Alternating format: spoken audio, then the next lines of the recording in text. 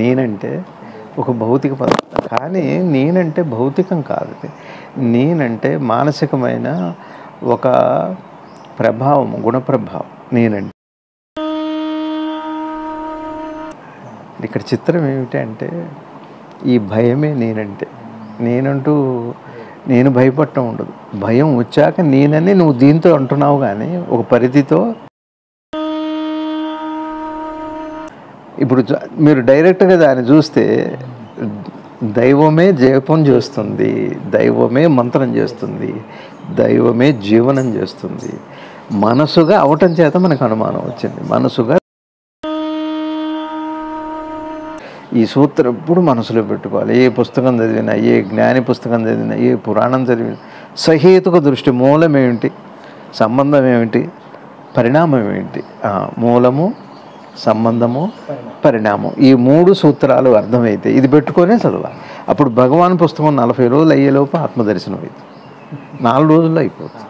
సరిగ్గా చదివితే ఆ చదువుతుండగానే మొదటి పేరాలో మొదటి లైన్లోనే వాడు ఒడ్డున పడిపోతాడు. ఇది గురువు వైభవం, అది జ్ఞాన వైభవం.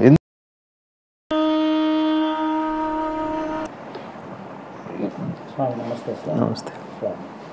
శ్రీ రమణ భగవాన్ దగ్గరికి ఒక భక్తుడు వచ్చి అడుగుతున్నారు, నేను అనే తలంపు కూడా మిథ్య అయితే ఆ మిథ్యను తొలగించుకునేది ఎవరు అని అడుగుతున్నారు. భగవాన్ చెప్తున్నారు, మిథ్య అయిన నేనును తొలగించుకొని తానే ఆత్మగా మిగులుతుంది. ఆత్మ సాక్షాత్కారంలో పైకి విరుద్ధంగా కనిపిస్తున్నా ఇది విరుద్ధం కాని విషయం. జ్ఞానులు అందులో ఆ విరుద్ధాన్ని చూడరు. భక్తి విషయం చూడు, నేను ఈశ్వరుణ్ణి దరిచేరి నన్ను తనలో కలుపుకోమని ప్రార్థిస్తాను. విశ్వాసంతో, ఏకాగ్రతతో నన్ను నేను అర్పించుకుంటాను. ఆ తర్వాత మిగిలేది ఎవరు? మొదట అహంకారంతో ఉన్న నేను స్థానంలో అహంకారరహితమైన నేను మిగులుతుంది. దీన్నే పరాభక్తి, ప్రపత్తి, శరణాగతి అంటారు. నాది ఇంకొక క్వశ్చన్ దీనికి యాడ్గా ఉంది. ఒక పక్కన ఈ నేను నచ్చకనే నేను ఇంకొక నేనుగా మారాలనో ఇంకొక నీళ్ళలో కలుపుకోమని అడుగుతున్నాను. మళ్ళీ ఈ నేను మీద మమకారం ఎందుకని పోవట్లేదు? ఎందుకని దాన్ని పట్టుకో ఎలాడుతుంది? ఓం శ్రీ శివానంద గురుభ్యో నమః. శ్రీ ఆంజనేయ పరబ్రహ్మణే నమః. ఆత్మబంధువులు, ఆత్మస్వరూపులైన అందరికీ నమస్కారం. ఓం నమో భగవతే శ్రీ శివానందాయ.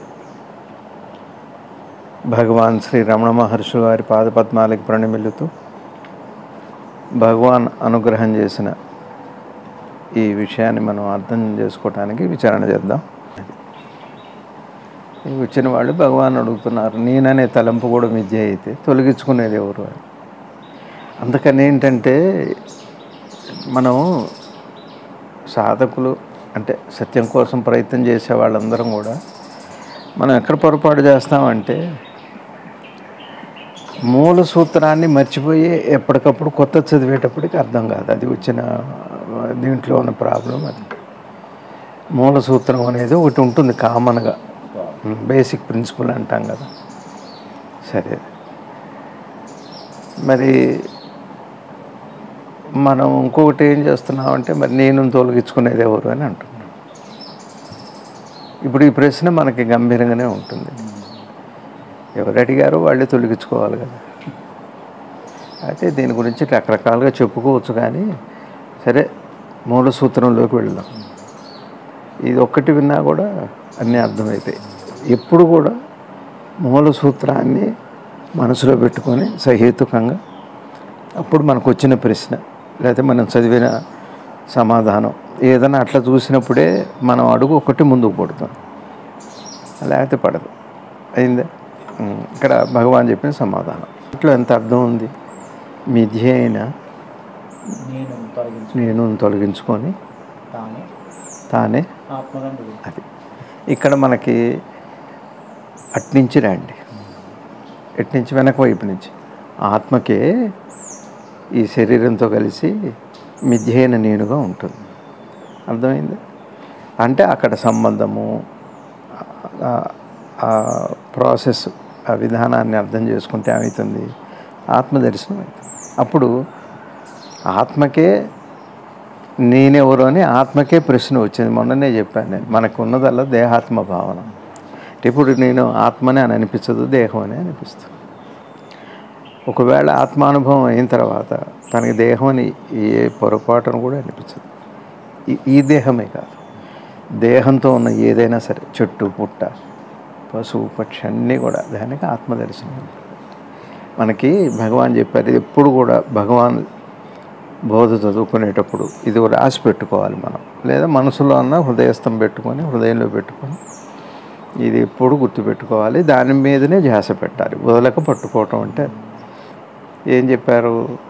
ప్రాసెస్ ఏమిటి అంటే ఉనికి చైతన్యమైంది, చైతన్యం మనసు అయింది, మనసు వచ్చాక జగత్తు జీవుడు ఈశ్వరుడు అని మూడు వచ్చినాయి.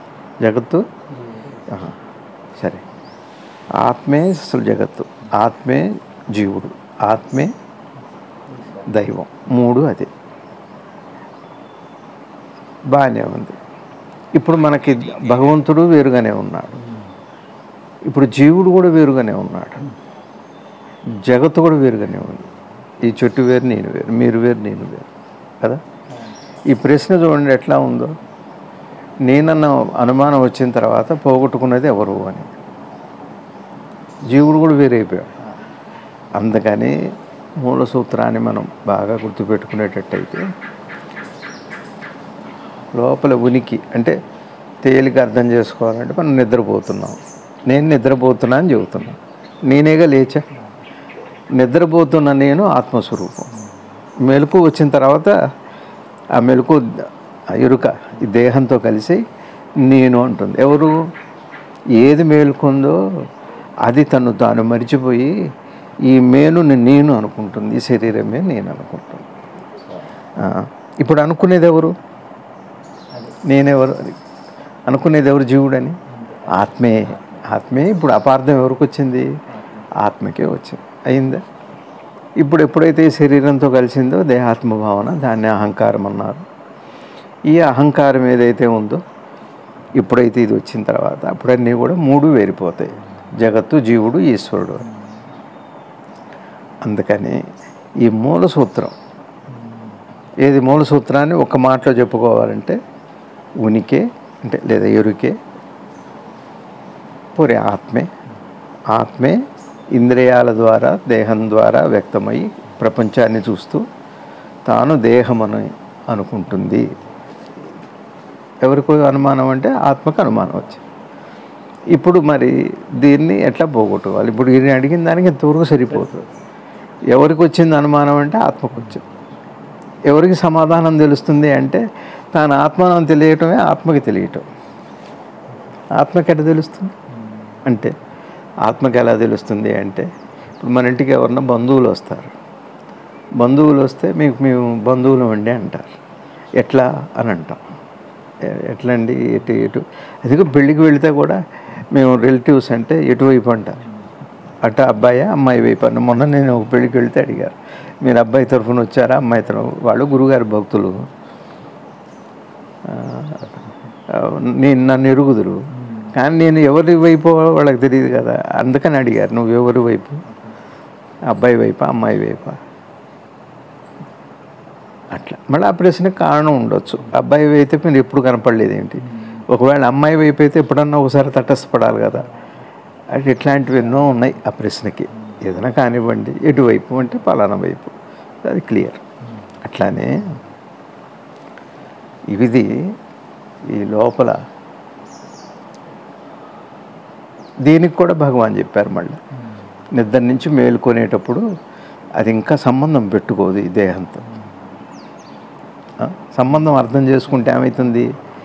ఆ అనుమానం తీరిపోతుంది. ఓహో వీళ్ళు ఫలానా అన్నట్టుగానే ఉనికికి ఎరుకకి లేదా ఆత్మకి దేహంతో సంబంధం ఎప్పుడు ఏర్పడింది, ఏర్పడిన తర్వాత ఎట్లా ఉంది, ఏర్పడక మునుపు ఎట్లా ఉంది. అవునండి, మరి దేహంతో సంబంధం ఏర్పడక మునుపు మాకు తెలియదు కదా, మాకు తెలియదు కదా. మనలాంటి సామాన్యుడికి తెలిసే అవకాశం లేదు కదా. ఏర్పడక మునుపు ఎలా ఉంది, ఏర్పడ్డాక ఎలా ఉందో కొంత తెలుసు. ఎందుకంటే ఏర్పడ్డాక ఎలా ఉంది? ఇలానే ఉంది, దేహంగానే ఉంది కదా, ఇది తెలుసు కదా. ఏర్పడ్డాక ఎలా ఉందో తెలుసు నాకు, ఏర్పడక మునుపు ఎలా ఉందో నాకు తెలియదు కదా.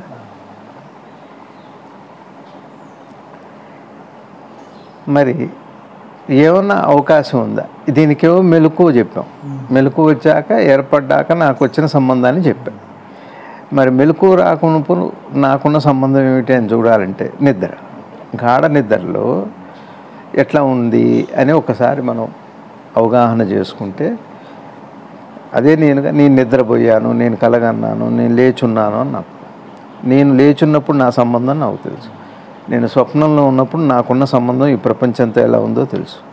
నేను నిద్రపోతున్నప్పుడు సమస్తంతో నా సంబంధం ఎలా ఉందో లేదో కూడా నాకు నిద్రలో మెలకు వచ్చాకనే తెలుస్తుంది. అది వేరు విషయం. నిద్రలో తెలియకపోవచ్చు. తెలిసింది కదా. నీకు లేచినప్పుడు తెలిస్తే నిద్రపోతే తెలిస్తేమండి. ప్రశ్న ఎప్పుడు తెలిసిందని కాదు, తెలిస్తే చాలది. ఇప్పుడు చిత్రం ఏంటంటే, మాయ అంటే ఎట్లా ఉంటుందంటే, ఇప్పుడు మనందరం కూడా భగవద్ దర్శనం చేసుకుంటూనే ఉన్నాం, ఆత్మానుభవం అవుతూనే ఉంది, కానీ కావట్లేదు అంటున్నాం. అంటే ఇప్పటికి మనకు ఒక విధానము, మార్గం ఉంది. శరీరం మర్చిపోయి, ఇంద్రియాలు మర్చిపోయి, మనసు మర్చిపోయి, సమాధి స్థితి కలిగి, సమాధి స్థితి దాటిన తర్వాత అప్పుడు ఇవన్నీ వెళ్ళాక దర్శనం అవుతుందని మనం చెప్పుకున్నాం, విన్నాం కూడా, చదివాం కూడా కదా. మరి అంత ప్రాసెస్ ఉన్నప్పుడు దీన్ని ఏమన్నా నేను అసలు లెక్క పెడతానా? ఇంత ఉన్నప్పుడు ఎట్లయితుంది నాకు? అవుతూనే ఉంది అన్నా కూడా నమ్మబుద్ధి కాదు. అట్లా కదా అవ్వాలి, ఇట్లా అవుతుంది, అట్లా అవుతుంది, ఇట్లా కదా అవ్వాలి కదా. మనసు ఆలోచన విధానమే అలా ఉంటుంది.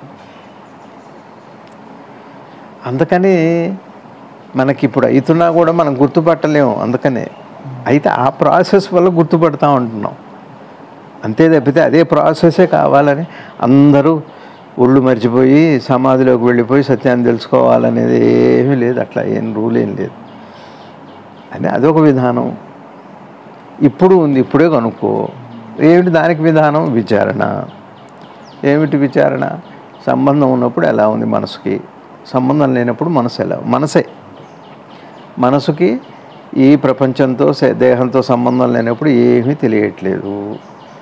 తెలిసినప్పుడు ఇవన్నీ తెలుస్తూనే ఉన్నాయి అంటే అంతటితో ఆగిందా అంటే ప్రశ్నిస్తుంది. మళ్ళీ దాన్ని మనసుని ప్రశ్నిస్తుంది ఎవరని. ఇప్పుడు మనం ఒక అద్దం ముందుకు వెళ్ళామనుకోండి, నన్ను చూసి నాకే అనుమానం వచ్చింది అనుకోండి, నేనెవరని నా మొహం చూసి నాకు అనుమానం వస్తే ఎట్లుంటుందండి? అయితే కొద్దిగా ఏదో న్యూరో ప్రాబ్లం అయి ఉండాలి, ఏదో భ్రమణ అయి ఉండాలి, ఏదో ఒకటి అయి ఉంటుంది. అది సహజమైన ఆరోగ్య లక్షణం కాదు. కొంచెం మనసులో ఏదో అనారోగ్యం వచ్చింది అని, అందుకని డాక్టర్ని కలుస్తాం. అట్లానే ఇప్పుడు ఈ మనసు ఏం చేసింది అంటే మనసుని ప్రశ్నిస్తుంది. మనసు అంటే ఏమిటి? ఇప్పుడు అడగట్లేదు, నాకు మనసు తెలియట్లేదు ఏంటని అంటున్నాను. అయితే ఆత్మ అంటే ఏమిటి అని అడుగుతుంది మనసు. అసలు ఆత్మగా మనసుగా మారింది. ప్రశ్నించేది ఎవరు? ఆత్మ ఎప్పుడైతే క్రియాత్మకమైందో అది మనసు అయింది. మనసు అయిన తర్వాత తాను మనసును అనుకొని ఆత్మని ప్రశ్నిస్తుంది. ఆత్మ అంటే ఏమిటని ఎవరినెవరు ప్రశ్నిస్తున్నారు? తానే ప్రశ్నించుకుంటున్నారు. కాబట్టి దాన్ని గమనించి అవగాహన చేసుకుంటే పోతుంది. ఇది మూల సూత్రం. అందుకనే భగవాన్ది ఏదైనా చదవండి, భగవాన్దే కాదు ఏ జ్ఞానం చదివినా, మీరు ఏ జ్ఞాని బోధ చదవాలన్నా కూడా ఒక మూల సూత్రాన్ని పెట్టుకొని, నిసర్గదత్త మహారాజు కావచ్చు, కృష్ణమూర్తి గారు కావచ్చు, జిడ్డు కృష్ణమూర్తి గారు, భగవాన్ రమణ మహర్షి కావచ్చు, అమ్మ కావచ్చు, సద్గురు శివానంద భగవాన్ల వారు కావచ్చు, ఒక్కొక్కళ్ళు ఒక్కొక్క పదాన్ని వాడతారు. అంతేం ప్రమాదం ఏం కాదు. అది పరమాత్మని వాడతారు, ఏం తప్పేంటి? దైవం వాడతారు. వాళ్ళు దేన్ని ఉద్దేశించి ఆ మాట అన్నారు? ఒక్కటే రవి గారు, ఒక జిడ్డు కృష్ణమూర్తి గారైనా, ఒక భగవాన్ రమణ మహర్షి అయినా, వాళ్ళ బోధ, వాళ్ళ ఉద్దేశం దేన్ని పెట్టుకొని చెప్పారు అని తెలియాలి అంటే మనం చూస్తే తప్పితే అర్థం కాదు. నేనెవరో నాకు తెలిస్తే తప్పితే వాళ్ళ ఉద్దేశం నాకు అర్థం కాదు. అది సత్యదర్శనం. ఇప్పుడు మనం ఏం చేస్తున్నామంటే మన మనసుతో ఆలోచనలతో అర్థం చేసుకుంటే ఎప్పటికీ సత్యం అయితే అర్థం కాదు. వాళ్ళు ఏ దృష్టితో చెప్పారో కూడా అర్థం కాదు. దేన్ని ఉద్దేశించి చెబుతున్నారు? ఇప్పుడు వీరు అడగట్లా, ఏమడుగుతున్నారు? తెలుసుకునేది ఎవరు, ప్రశ్నించేది ఎవరు అని అంటున్నారు. ప్రశ్నించేది ఎవరు? మనసే. తెలుసుకునేది ఎవరు? మనసే. ప్రశ్న వచ్చింది ఎవరికి? మనసుకి. సమాధానం వచ్చేది ఎవరికి? అంటే ఇన్ని మనసులు ఉన్నాయా, లేకపోతే మనసులోనే ఇన్ని పరిణామాలు ఉన్నాయా అని ఒక ప్రశ్న. అది కదా లాజికల్గా చూస్తే. అందుకని మనసు యొక్క పోకడలు, పనితీరు తెలుసుకోవాలి. అందుకనే భగవాన్ ఏం చెప్పారు చక్కగా, భయం కలిగినప్పుడు కూడా వస్తుందన్నారు, మూర్ఛలో వస్తుందన్నారు. మనకు భయం కలిగించినప్పుడు కూడా నేను పోతుంది. నేను రావటం గురించి, నేను పోవటం గురించే తెలుసుకోవాలి. నేను ఎప్పుడెప్పుడు పోతుంది, నేను ఎప్పుడెప్పుడు వస్తుంది. అప్పుడు నేను అనేదాన్ని ఇప్పుడు సూటిగా చూడగలుగుతాం. నేనంటే మన దృష్టిలో ఏమిటి అంటే ఒక భౌతిక పదార్థం. నేనంటే ఒక భౌతిక పదార్థం, కానీ నేనంటే భౌతికం కాదు. నేనంటే మానసికమైన ఒక ప్రభావం, గుణప్రభావం నేనంటే. ఇప్పుడు ఉదాహరణకి మనం ఒక శ్మశానానికి వెళ్ళాం, మన బంధువులు ఎవరో పోతే శ్మశానానికి వెళ్ళాం. అక్కడ తగలబడుతుంటుంది, చీకటి అయిపోయింది. సరే, ఆ బాధలో అట్లా ఉన్నాను నేను. అందరూ వెళ్ళిపోయారు. ఒకసారి చూడగానే చీకటి పడిపోయింది, ఒంటరిగా ఉన్నాను. ఇప్పుడు ఏమొస్తుంది నాకు? భయం వస్తుంది. ఎట్లా చెబుతాను నేను అప్పుడు? నాకు భయం వేస్తుంది అని అనిపిస్తుంది. అంతేనా? అంతేనా అంట? నాకు భయం వేస్తుంది. ఇప్పుడు ఎన్ని మాటలు చేయండి, నాకు భయం వచ్చింది, నేను భయపడ్డాను. ఇక్కడ చిత్రం ఏమిటంటే ఈ భయమే నేనంటే. నేనంటూ నేను భయపడటం ఉండదు. భయం వచ్చాక నేనని నువ్వు దీంతో అంటున్నావు, కానీ ఒక పరిధితో మనకి మానసికంగా మనసులో వచ్చిన అనుభూతులనండి, ఉద్వేగాలనండి, ఉద్వేగాన్ని ఒక దేహంతో కలిపినప్పుడు, ఉద్వేగాన్ని ఒక దేహంతో కలిపినప్పుడు నేను అని అంటున్నాం. అసలు ఉద్వేగమే ఒక, అన్ని ఉద్వేగాలు, అది భావోద్వేగాలు, ఎమోషన్స్ అన్నీ కూడా నేనే. అసలు ఎమోషన్సే నేను. దేహంతో కలిపి నాకు అంటున్నాం. ఎమోషన్స్ దేహానికి లేవు, మనసులోనే ఉన్నాయి. ఈ మనసు దీంతో కలిపి, దీంతో సంబంధం పెట్టుకొని చెబుతుంది. అంత మాత్రం చేత దీనికి ఆపాదిస్తే ఎలా? ఇదే కదా వివేకం అంటే. మీకు అర్థమవుతుంది? మీకు అర్థమైంది? ఇప్పుడు నేనున్నా, ఇప్పుడు ఆడవాళ్ళు ఉన్నారనుకోండి, మనసు ఉందిగా వాళ్ళకి. ఆ మనసు ఏం చేస్తుంది? దేహంతో సంబంధం పెట్టుకున్నాక నేను స్త్రీని అంటు. మనసు స్త్రీ కాదు, పురుషుడు కాదు కదా. చేతనా శక్తి అది స్త్రీ కాదు, పురుషుడు కాదు. ఈ సంబంధం పెట్టుకొని నేను స్త్రీని అని అంటుంది. దేహాన్ని ఆశ్రయించుకున్న తర్వాత మనసు ఆ లింగాన్ని దానికి ఆపాదించుకొని చెబుతుందే తప్పితే మనసు స్త్రీనా పురుష. ఇప్పుడు దాహం అవుతుంది అంటున్నారు అక్కడ అని అన్నారు. ఎవరని అడుగుతారని? ఆడవాళ్ళ మగవాళ్ళని అడుగుతారా? పిల్లల పెద్దలని కదా. దాహం అవుతుందని తీసుకెళ్ళండి, అక్కడ ఉన్నాయంట. మనసుకి, మనసుకున్న దాహానికి లింగభేదం ఏముంది, వయోభేదం ఏముంది? ఈ వ్యవహారం అది పలానా వాళ్ళకి వెళ్ళాలంటానికే ఉపయోగపడుతుందే తప్పితే మానసికంగా వాళ్ళు చాలా బాధపడిపోతున్నారు. మానసికంగా అన్నారంటే మనసు లక్షణం ఎవరు అంటే అది వేరు, మరి అది వ్యవహారం, పారమార్థికం అంతవరకు. అందుకనే నేనేమంటున్నా అంటే మన మనసులో కలిగే ఏ ఉద్వేగాలైనా ఉద్వేగం వచ్చాక ఒకదాంతో కలిపినప్పుడు నేను నానే అని వాడుతున్నాం. కానీ మనం ఈ నేనని వాడేటప్పుడు దేహాన్ని చూస్తున్నాం, కానీ అసలు ఉద్వేగం కలిగిన మనసు వైపు చూడట్లే. నిజమా కాదా? కాదా? నాకు అసూయ, ద్వేషము, క్రోధము, ఇట్లాంటి ఇత్యాది లక్షణాలన్నీ కూడా ఎమోషన్సే కదా. ఆ గుణాలన్నీ ఏమవుతాయంటే ఒక పరిధిని. అట్లానే ఆత్మ దేహంతో కలిసినప్పుడు మనసు అయింది.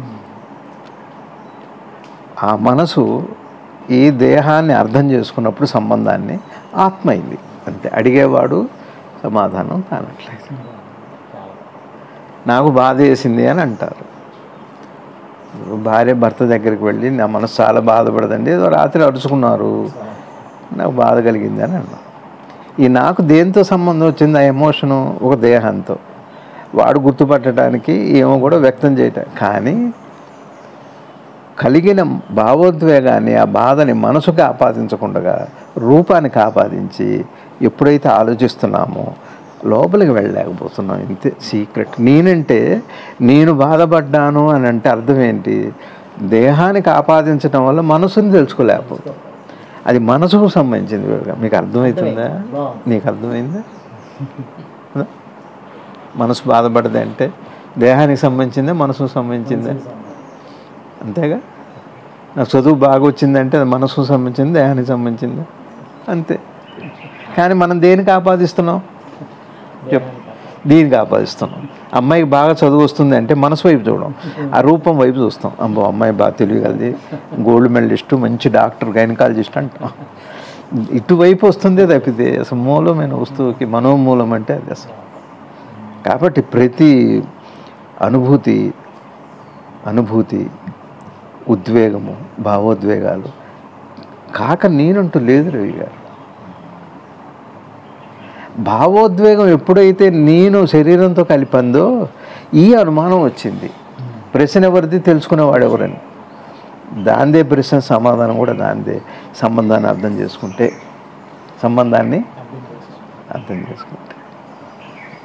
ఇప్పుడు ఏదో పెళ్లి జరుగుతుంది, ఎవరు వచ్చి అక్కడ తచ్చాడుతున్నారు. ఏంటబ్బా ఇక్కడ నీకేంటి పని అని అంటారు. ఏం లేదండి ఆకులు తీసుకెళ్ళడానికి. సరే తీసుకెళ్ళి అంటారు. చెప్పటానికి అతను కొద్దిగా సంశయించాడు అనుకోండి, పట్టుకొని నలుగురికి అప్పచెబుతారు, పోలీసులకు అప్పచెబుతారు. క్లియర్గా ఉంటే ఏముండదు. తటస్థంగా సమాధానం అనుమానాస్పదంగా అనిపించింది, సంబంధం లేకుండా ఉంది అంటే మీకు అర్థమైంది. ఇప్పుడు ఈవిడు అక్కడ ఏదో భోజనాలు జరుగుతున్నాయి, ఎవరో వచ్చి వాడు కూడా అక్కడ నిలబడితే అక్కడ కనపడ్డాడు. ఏంటి ఎవరి తాలూకా, ఎందుకు వచ్చావు? పెళ్ళి చూసిపోదామని వచ్చాడు అంటున్నాడు. ఏం చేస్తారు వాడి మీద?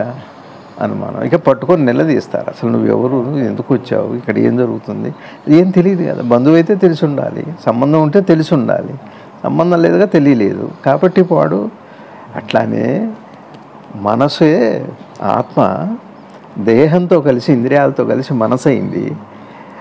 ఇప్పుడు అది మనసుగా పిలువబడుతూ ఆత్మ ఎవరైనా అడుగుతుంది. అట్లానే అప్పటికదే మీకు అర్థమైంది. అందుకని ఏమవుతుంది మరి? ఆ మనసుకి ఆ బాధ పోవాలి అంటే అసలు ఆత్మ అంటే ఏమిటి, మనసు ఎప్పుడైంది, ప్రశ్న ఎందుకు వచ్చింది అన్న ఆ సమాచారాన్ని, సంబంధాన్ని మనసు అర్థం చేసుకుంటే, ఇప్పుడు అర్థం చేసుకునేది ఎవరు అంటే ఆత్మదేహంతో కలిసిన తర్వాత దాని గ్రహణ శక్తి ఎక్కడికి పోదు. ఆ గ్రహణ శక్తి ఏం చేస్తుంది? వివేకం అనండి, తెలివనండి, ఆ సంబంధాన్ని తెలుసుకోవచ్చు కదా రవి గారు. సంబంధాన్ని ఇప్పుడు ఏమన్నా నదిలో శవాలు దొరికినాయి అంటే వెంటనే ఐడి కార్డు దొరుకుతుందా, లేకపోతే ఏమిటని చివరి DNA టెస్ట్ అని చెయ్యట్లా, సంబంధాని కోసమే. అట్లానే ఈ సంబంధాన్ని చూడాలి.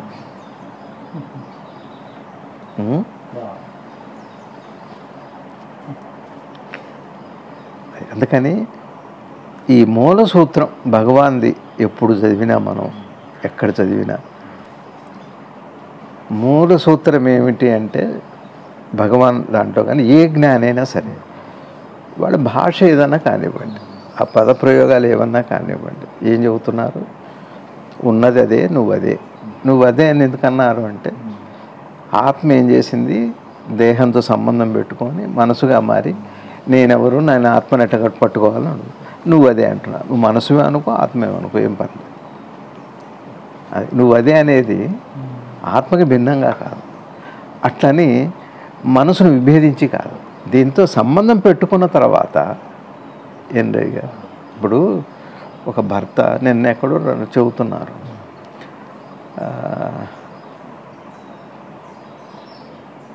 తండ్రి గారేమో ఏదో హెడ్ కానిస్టేబుల్, ఏదో కానిస్టేబుల్, కూతురు IPS పూర్తి చేసుకొని SP గానో ఏదో వచ్చింది, ఆఫీసర్గా వస్తే తండ్రి గారు సెల్యూట్ చేశారు.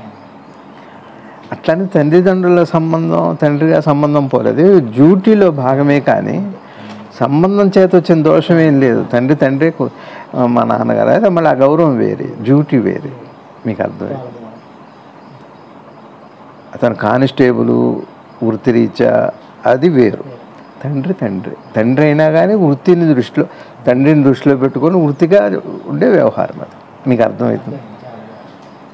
అట్లానే ఇది ఆత్మ దేహంతో సంబంధం పెట్టుకొని మనసైనా కానీ ఆత్మ కాకుండా పోలేదు. అందుకని గురువు దగ్గరికి వెళ్ళి నేను ఎవరు అడిగితే నువ్వు అదే అంటారు. ఆత్మవే అని అనక్కర్లేదు, నువ్వు మనసువే అని కూడా అనక్కర్లేదు. ఎందుకంటే అది ఇదైనప్పుడు కానిస్టేబుల్ అయ్యి నువ్వు ఆఫీసర్ అయినంత మాత్రం నా తండ్రి కూతురు సంబంధం పోదు. అది అర్థం చేసుకో. అక్కడికి అనుమానం వస్తుంది ఆ విలువలు తర్వాత విషయాన్ని బట్టి. సపోజ్ తండ్రో భర్త ఎవరో అంతే. అంత మాత్రం చేత ఈ వ్యవహారానికి ఏమీ ఇబ్బంది లేదు. ఇది జ్ఞాని చేసే పని. నిన్ను ఆత్మగా మార్చడు. అబ్బాయి నీ ఆత్మ దేహంతో పెట్టుకొని మనసుగా అయ్యి మనసుగా పిలువబడుతూ మనసు చేష్టలతో మనోచేష్టల చేత ప్రశ్నిస్తుంది నువ్వు అదే అనేది. అట్లా నువ్వు అదే అని చెప్పటం వల్ల ఉద్దేశం ఏంటి? లేకపోతే నీకు ఆత్మను తెచ్చివ్వరు, మనసును పోగొడతారు. అంటే మనసును పోగొట్టడం అంటే అర్థం ఏంటి? ఇందాక నేనేం చెప్పా? మనసు అంటే ఉద్వేగాలే, అందులో భయం ఉండొచ్చు, అనుమానం ఉండొచ్చు, అసూయ ఉండొచ్చు. అది తీసివేస్తే అర్థంతో అది పోయినట్టే. ఇంకా నిన్ను ఆత్మ చేయటమే ఉండదు. అట్లని మనసు లేకుండా చేయటం కూడా కాదు. మనసులో అనుమానం పోతే ఇప్పుడు అది విశేషంగా మనసుగా పిలువబడుతుంది.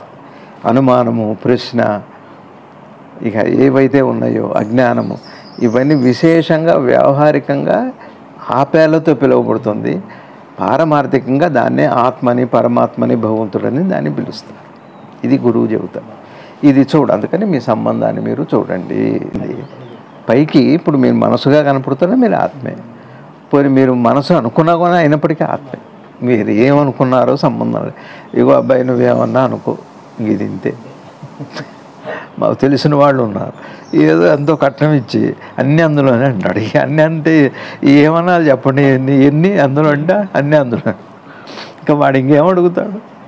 సరే ఇచ్చిందే సంతోషం లేని ఊరుకుంటారు. అట్లనే నువ్వు ఏమనుకున్నావు అని ప్రశ్న కాదు, అనుకుంటున్నది ఎవరు. ఇప్పుడు భగవాన్ ఏమన్నారు రవి గారు? చూచేవాడిని చూడండి, పూజ చేసేవాడిని చూడన్నారు. అయిందే? చాలా జాగ్రత్తగా నిశ్చితంగా వినండి. చూచేవాడిని చూడు. ఈ కళ్ళ ద్వారా చూస్తున్నది ఎవరు? ఆత్మే. ఇప్పుడు మనసుగా పిలువబడింది. ఎప్పుడైతే ఒక క్రియలోకి వచ్చిందో పేరు మారింది. అంతేగా? పిల్లల్ని కన్నాక అమ్మైంది, పిల్లల్ని కన్నాక చెల్లెలకి అక్క అయింది. అట్లానే ఇప్పుడు మనసు అయింది. అయిందా? మనసు ఏం చేస్తుంది? మంత్రజపం చేస్తుంది. ఇప్పుడు భగవాన్ దగ్గరికి వెళ్ళి మీరేమడుగుతారు? దేనికోసం చేస్తున్నారు మంత్రజపం? నన్ను నేను తెలుసుకో, దైవ దర్శనం కోసం కదా. ఒక ఆత్మ దర్శనం, దైవ దర్శనం. చూచేవాడిని చూడు అన్నారు. ఇది చూడండి, మనసు అయ్యి మంత్రజపం చేస్తుంది, దైవాన్ని చూడాలని కదా. ఆత్మని ఏమన్నారు పెద్దలు? పరమాత్మ అన్నారు, ఆత్మ అన్నారు, దైవం అన్నారు. ఇప్పుడు మీరు డైరెక్ట్గా దాన్ని చూస్తే దైవమే జపం చేస్తుంది, దైవమే మంత్రం చేస్తుంది, దైవమే జీవనం చేస్తుంది. మనసుగా అవటం చేత మనకు అనుమానం వచ్చింది. మనసుగా తీసివేసి చూస్తే చూసేవాడిని చూడు. చూచేది ఎవరు? చూచేవాడిని చూడటం వల్ల అది అర్థం ఏమిటంటే, చూచేది, చూడబడేది నువ్వు ఏది వెతుకుతున్నావు అది అని చెప్పకుండా చూచేవాడిని చూడు అంటే అర్థం ఏమిటి అంటే, ఇప్పుడు నువ్వు మనసు అంటున్నావే, ఒక దాన్ని పరికించి చూస్తే నువ్వు వెతుకుతున్న ఆత్మ అదే అని నీకు తెలుస్తుంది అని. చూచేవాడిని చూడటం అంటే అక్కడ ఇంకోటి ఉండదు. మీకు అర్థమైందా రేవి గారు? చూచేవాడిని చూడు. ఇప్పుడు మీకు వికారం, భయం వచ్చింది, భక్తి వచ్చింది. భక్తి ఏమిటో చూడన్నా అనుకోండి. భక్తి అన్నది ఒక ఎమోషన్ అనుకోండి. మీరు దాన్ని చూశారనుకోండి, ఆ ఎమోషన్ వెనుకున్నది ఏమిటి? ఎమోషన్ వెనుకున్నది ఎమోషనే నువ్వు కదా. ఎమోషన్ నువ్వు. మీకు అర్థం? నాకు భక్తి ఉంది. ఈ భక్తి ఏమైంది? నాకు అంటంలో దేహానికి సంబంధించిన ఆపాదన అయింది. దేహం పక్కన పెట్టి చూడండి, మీకు అప్పుడు ఏమవుతుంది? అది చైతన్యమును ఉనికిగా అయిపోతుంది కాదా? ఇప్పుడు మనం దేహం అనుకోవటం వల్ల ప్రశ్న ఉంది, వెతకడం ఉంది. అట్లా కాకుండా చూచేవాడిని చూడటము అంటే మీరు ఆ ఎమోషన్ చూశారంటే ఎమోషను భౌతికం కాదు, రూపం కాదు, కానీ రూపంతో కలిసి రూపంగా కనపడుతుంది. ఎమోషన్ కాదా? అంతే సార్. ఇప్పుడు నేను కోపంగా ఉన్నానా, ప్రేమగా ఉన్నానా, నా మనసులో వికారం ఉందా ఎక్కడ తెలుస్తుంది? నా కళ్ళ ద్వారా తెలుస్తుంది. ఇప్పుడు నా ఎమోషన్ ఏమైంది? నా రూపంలో వ్యక్తం అవటం వల్ల ఎమోషన్ కూడా రూపనామాలకి భాగంలో చేరింది, ఆ పక్షంలో చేరింది. ఆ పక్షం లేదు. అందుకని చూచేవాడిని చూడు అంటే అర్థమైందా మీకు? అర్థమైంది సార్. బాగుంది. ఆ ఇప్పుడు ఎమోషన్ భక్తి ఉందా రవి గారు? భక్తి ఎమోషనా కాదా? ఎమోషన్ అయిందా? దేనికి సంబంధించింది? మనసుకి సంబంధించి. అయింది. సరే, చూచేవాడిని చూడు అన్నారుగా, భక్తి ఎమోషన్కి సంబంధించింది, అది మనసు. మరి ఎమోషను దేవుణ్ణి చూడాలంటున్నాం కదా. ఈ భక్తి ఎవరికంటే ఏం చెబుతారు మీరు? నాకు అని చెబుతారు. నాకు అని దేన్ని ఉద్దేశించి చెబుతున్నారో ఒకసారి దయచేసి కొద్దిగా నిశ్చితంగా ఓపికగా నాకు భక్తి కావాలి, నేను ఎవరో నాకు తెలియాలని అడిగేటప్పుడు మనసు మెదులుతుందా, నీ రూపమును నీ దేహం తాలూకా స్పర్శ ఉందా చూడండి. ఖచ్చితంగా బయటపడుతుంది. ఖచ్చితంగా దీంతో ఉంది. ఇప్పుడు చూచేవాడిని చూడమన్నాం కదా, ఎమోషను భక్తి ఎమోషనే, ఇది మనసుకు సంబంధించింది. కాబట్టి నాకు భక్తి అని అంటున్నా. నాకు భక్తి అన్నప్పుడు అక్కడ రూపాన్ని ఆపాదించి అన్నాం. రూపాన్ని ఆపాదించకుండా డైరెక్ట్గా భక్తి వైపు చూస్తే ఏమవుతుంది? ఇక్కడ రూపాన్ని ఆపాదించగానే పరమాత్మని రూపంగా చూడాలని ఉంటుంది. తత్వాన్ని ఇంకా ఆపాదించి చూస్తేనో తత్వంగా చూడాలని ఉంటుంది. అన్నీ కూడా దీంతో వచ్చింది, నిజంగా అక్కడ లేదు. డైరెక్ట్గా భక్తి ఏమిటో, ఆ ఎమోషన్ ఏమిటో ఒకసారి చూస్తే అక్కడ ఒక మాట చెబుతున్నా, మీ ఎమోషన్స్కి మీ రూపనామాన్ని జోడించకపోతే రవి గారు ఉండేది రూపనామరహితమైన చైతన్యము, సత్యం మాత్రమే. చూడండి, అవునా కదా? అప్పుడే అయిపోతుంది సాధన, అప్పుడే పూర్తి. ఇది భగవాన్ చెబుతుంది ఏమిటంటే, ఒకవేళ నువ్వు ప్రశ్నించేది ఎవరు అని అంటే తెలుసుకున్నాక మళ్ళీ అదే చూచేవాడిని చూడని. విరుద్ధంగా కనిపిస్తున్నది విరుద్ధం కాని విషయం, జ్ఞానులు అందులో ఆ విరుద్ధాన్ని చూడరు. జ్ఞానులు ఏమంటారంటే, ఇప్పుడు నీ మనసు నా అజ్ఞానంలో నా అహంకారంలో వాళ్ళకి అక్కర్లేదు నువ్వు, ఎందుకంటే అది ఇదే మాట. ఇప్పుడు మీ అబ్బాయి చిన్నపిల్లాడు రవి గారు, లేదా మీ అమ్మాయి చిన్నపిల్ల, వాళ్ళ స్కూల్ డే ఫంక్షన్ జరుగుతుంది. వాళ్ళు చెప్పారు మీ అమ్మాయిని అబ్బాయిగా పంపించండి వేషం వేసి అన్నారు. పంపించారు. మగ వేషం వేశారు, క్రాఫ్ దువ్వారు, మీసం పెట్టారు, గడ్డం పెట్టారు, అల్లూరి సీతారామరాజు గారుగా వేషం వేశారు. వేషం వేసి వచ్చింది. మీకు అబ్బాయా అమ్మాయా? అమ్మాయి. జ్ఞానికి అంతే, నువ్వు మనసును నువ్వు దేహం, వాడికి ఆత్మగా తప్పితే ఇంకో వస్తువుగా కనపడదు.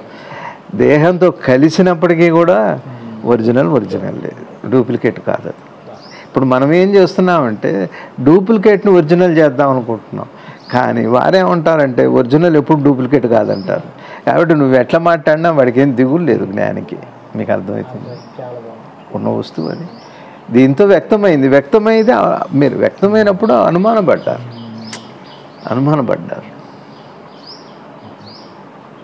మన పురాణాల్లో ఇట్లానే కనపడతాయి. సరే, అందుకని భగవాన్ చెప్పారు. ఆ తర్వాత మిగిలేది ఏమిటంటే, నన్ను నేను అర్పించుకుంటాను అంటే దేహాత్మ భావన వదులుకోవటమే శరణాగతి. దేహాత్మ భావన లేకపోవటమే అర్పించుకోవటం.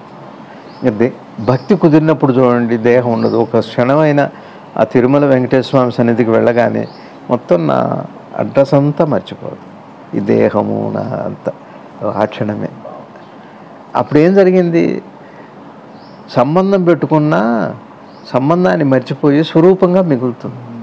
దైవ దర్శనం, గురు దర్శనంలో ఏమవుతుందంటే సంబంధం పోయి స్వరూపం మిగులుతుంది.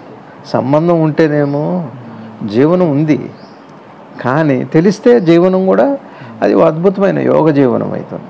అట్లా ఎక్కడైనా సరే మీ మనసు తాజాత్మ్యం చెందిన చోట జరిగేది ఏమిటి అంటే దేహ సంబంధం పోతుంది. సంబంధం పోతుంది అంటే పోదు, సంబంధం మనసులు పెడుతుంది. అట్లా తర్వాత అప్పుడు మిగిలేది ఏమిటి?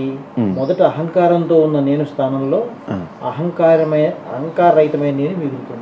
అహంకారరహితమైన ఏంటి, అహంకారంతో మిగలటం ఏంటి?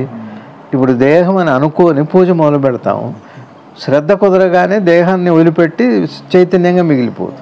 అది అహంకారరహితం అంటే ఏం లేదు. సంబంధం దేహంతోనే దేహమే అనుకుంటారు రవి గారు చెప్పేటప్పుడు, దేహమే అని అంటూ ఉంటున్నా.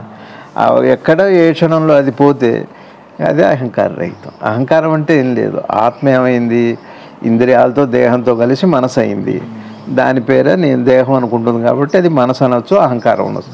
మనసు అహంకారం వేరు కాదు. మనసు అహంకారం అంటే ఏం లేదు. ఆత్మ దేహాత్మ భావన కలిగితే అది అహంకారం.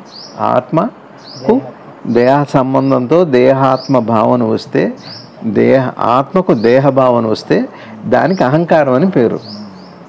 ఒకవేళ భావన పోతే సంబంధం తెలిసి అదే జ్ఞానం అంటే, ఇంకేం లేదు. అది చెబుతున్నారు భగవాన్. ఇప్పుడు ఈ అహంకారాన్ని అర్థం చేసుకోమని, అహంకారాన్ని వెతకూడదు, అహంకారాన్ని అర్థం చేసుకోవాలి. మీకు అర్థమైంది రవి గారు? ఇప్పుడు మన ఇళ్లలో కూడా జరుగుతూనే ఉంటాయి రవి గారు. ఇప్పుడు వరుసలు ఉన్నాయిగా, కోడలు వచ్చింది మా ఇంటికి అంటారు. చిన్నపిల్లలకి అర్థం కాదు కోడలు అంటే ఏమిటని. వాడికి తెలిసింది ఎవరో కొత్త మనిషి వచ్చారని, లేదా అక్క అక్క అని పిలుస్తారు. ఆ కోడల్ని వదిలినో లేకపోతే ఎవరినో అక్క అక్క అని పిలుస్తారు. తెలియదు వాళ్ళకి, వరుస తెలియదు కదా, సంబంధం తెలియదు కదా. తల్లిదండ్రులను కూడా పేరు పెట్టి పిలుస్తారు చంటి పిల్లలు, తెలియదు, వరుస తెలియదు, విలువ విషయం తెలియదు. అట్లానే ఆ పిల్లలకి ఆ విషయం తెలిసిందనుకో, అన్న భార్య వదినయింది, ఓ అన్న భార్య వదిన అంటే ఆడ మనిషి కాదా వదిన అంటే? పోని పిన్ని అయింది, బాబాయ్ భార్య పిన్ని అయింది. పిన్ని అయితే మనిషి కాదా? అంటే వరుసల్ని బట్టి లింగం మార్పు జరుగుతుందా? అది వరుస అట్లాంటిది. అట్లానే ఇక్కడ కూడా అహంకారము అంటే అర్థమైంది ఏంటంటే, అన్న భార్య వదినట్లయిందో, చిన్నాన్న భార్య పిన్నెలా అయిందో, ఈ ఆత్మ ఏమైంది అంటే ఆత్మే దేహంతో సంబంధం పెట్టుకుని వరస మారింది, మనసుగా పిలువబడింది. అంతకంటే ఏం జరగట్లేదు ఇక్కడ. అయితే ఇటువైపు చూడటం వల్ల దేహనామాలతోనే అదే దృష్టితో దృష్టి ఏముంది అంటే దేహం అన్న దృష్టి ఉంది. కానీ ఆ సంబంధాన్ని, పూర్వ సంబంధాన్ని మనం అర్థం చేసుకుంటే ఈ సూత్రం ఎప్పుడు మనసులో పెట్టుకోవాలి. ఏ పుస్తకం చదివినా, ఏ జ్ఞాని పుస్తకం చదివినా, ఏ పురాణం చదివినా సహేతుక దృష్టి. మూలం ఏమిటి, సంబంధం ఏమిటి, పరిణామం ఏంటి? మూలము, సంబంధము, పరిణామం, ఈ 3 సూత్రాలు అర్థమైతే ఇది పెట్టుకొనే చదవాలి. అప్పుడు భగవాన్ పుస్తకం 40 రోజులు అయ్యేలోపు ఆత్మదర్శనం అవుతుంది, 4 రోజుల్లో అయిపోతుంది. సరిగ్గా చదివితే ఆ చదువుతుండగానే మొదటి పేరాలో మొదటి లైన్లోనే వాడు ఒడ్డున పడిపోతాడు. అది గురువు వైభవం, అది జ్ఞాన వైభవం. ఎందుకంటే నువ్వు అదే కాబట్టి. అర్థమైందా రవి గారు? నీకు జ్వరం రావడానికి టైం పట్టవచ్చు, కానీ నీ సహజ శరీరం ఆరోగ్యంగా ఉండటానికి టైమే ఉంది, కాలమే లేదు అక్కడ. అసలు ఇంత ఎందుకు శ్రమ పడుతున్నామంటే, మన మనసుని అసలు నేనైతే ఒక స్థాయిలో ఈ ఎమోషన్స్ని రూపనామాలకి సంబంధించి నేను ఉంటున్నాం, వచ్చిన సావది. ఎమోషన్స్ని కూడా సరిగ్గా చూడకుండా ఆత్మకు ఆపాదిస్తున్నాం అక్కడ. ఇగో మనం ఏం చేసామంటే దాన్ని చిందరవందరగా గజిబిజిగా చేసాం. గజిబిజి నుంచి తీయండి, చక్కగా ముడి విడపండి. ఇట్లా చదివితే భగవాన్ ఏమన్నారు? ఇప్పుడు ఎవరికి వచ్చింది అనుమానం చెప్పండి, పై చదవండి ఫస్ట్. విద్య అయిన నేను తొలగించుకొని తానే ఆత్మగా మిగులుతుంది. ప్రశ్న అండి. నేను అయిన తలంపు కూడా మిథ్య అయితే ఆ మిథ్యను తొలగించుకునేది ఎవరు? ఎవరు? ఇప్పుడు నేను తలంపు ఆయనకి ఎందుకు వచ్చింది, దేనివల్ల వచ్చింది, ఎవరు ఇస్తున్నారు? మిథ్య ఎందుకు అయింది అంటే అది లేకుండా అసలు అనుమానం రాదు. మీకు ఒక ప్రశ్న అనుమానం వచ్చిందంటే దానికే వచ్చి ఉండాలి. అయితే అపార్థంతో వచ్చిన ప్రశ్న, నేనెవరన్న ప్రశ్న అపార్థంతో వచ్చిందే కానీ అది లేకుండా వచ్చింది అయితే కాదు, దానికే వచ్చింది అపార్థం చేత. అర్థమైందా?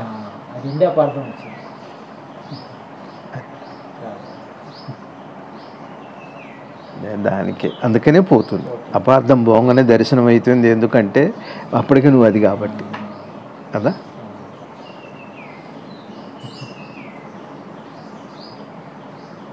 చిన్నపిల్లల్ని మీరు ఎప్పుడైనా చూసారో లేదో, మన ఇళ్లలో మరి మీ అమ్మాయి ఎప్పుడు జరిగిందో లేదో లేదు. చిన్నపిల్లలకి తల వెంట్రుకలు ఇస్తాం, ఆడపిల్లలు అయితే చచ్చేట్టు ఏడుస్తారు, మగపిల్లలు కూడా అంతే. ఆ జుట్టు కనపడకపోయేటప్పటికి నాది ఏదో పోయిందని ఏడుస్తారు. కొద్దిగా తెలిసాక ఇప్పుడు మనం ఏడవము, ఎందుకు వస్తుందని తెలుసు మనకి. సరే ఊడిపోతే అది వేరే విషయం. నేను ఊడిపోవటం గురించి అట్లా తలనీలాలు ఇచ్చాక మా అబ్బాయి చాలా ఏడిచాడు. చాలామంది ఏడుస్తారండి. ఆడపిల్ల అయితే బాగా ఎక్కువ ఏడుస్తారు, జుట్టు కనపడదు, అద్దం చూపెట్టంగానే బోర్ను విలపిస్తారు వాళ్ళు. నాది పోయింది, నాది పోయింది, నాది పోయింది. మనకి వస్తుందని లేదా మనం తీస్తామే. ఎంత గొప్ప మొక్కైనా దేవుడికైనా కానీ వాడు సాక్షాత్తు పరమశివుడైనా కానీ ఇవ్వం. ఎందుకంటే రాదని తెలిస్తే పొరపాటునివ్వం. కాదు, రాదని తెలిసి ప్రయత్నం చేయటమే జ్ఞానం అండి. ఏమి రాదని తెలిసి ప్రయత్నం చేయటమే జ్ఞానం. వస్తుందని చేయటం కాదు.